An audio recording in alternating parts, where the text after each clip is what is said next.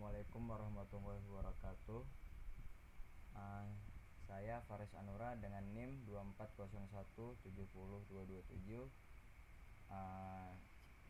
Di sini saya ingin mempresentasikan tugas video saya yang kedua dengan mata kuliah keamanan sistem komputer. Oke, lanjut. Untuk pendahuluannya, kita perlu tahu sistem operasi adalah fondasi utama komputer yang mengatur perangkat keras dan aplikasi. Kemudian, tanpa keamanan OS, sistem bisa disusupi dari level yang paling bawah. Analoginya seperti penjaga gerbang utama, kastil. Kalau jebol, seluruh benteng ikut hancur juga.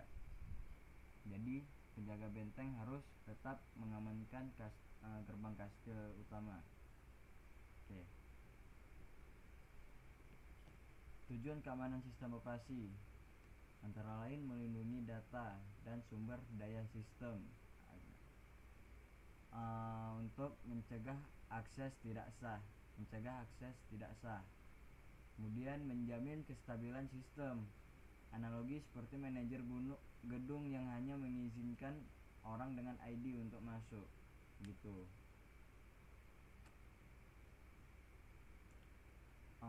Komponen keamanan dalam sistem operasi.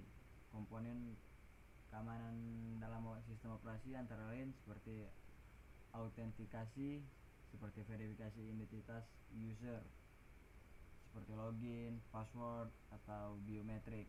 Kemudian otoritasi, menentukan hak akses user. Ada auditing, mencatat aktivitas untuk mencegah penyalahgunaan. Contoh, Windows Event Viewer, merekam login dan error system. Nah, manajemen user. OS mengatur siapa yang bisa menggunakan komputer dan apa yang boleh dilakukan.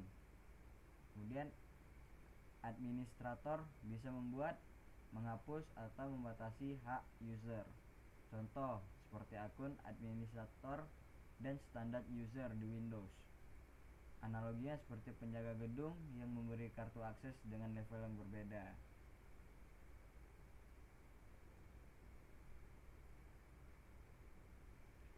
Kemudian ada firewall. Firewall memfilter lalu lintas data masuk dan keluar jaringan. Bentuknya bisa berbentuk software seperti Windows Defender Firewall atau hardware seperti router.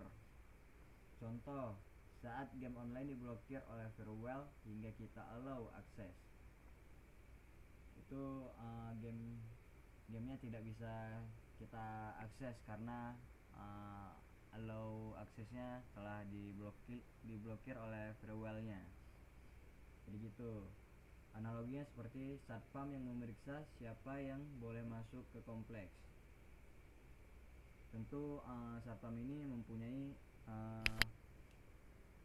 allow aksesnya sendiri, siapa yang bisa masuk gitu.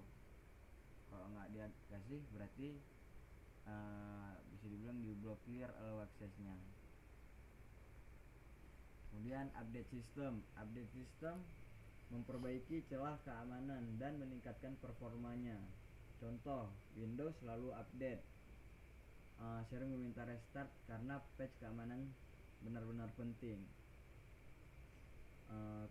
Analoginya memperbaiki pagar rumah agar pencuri tidak bisa masuk lewat lubang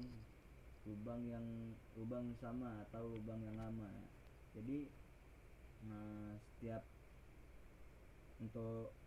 waktu kedepannya akan ada terus Windows update, akan terus update terus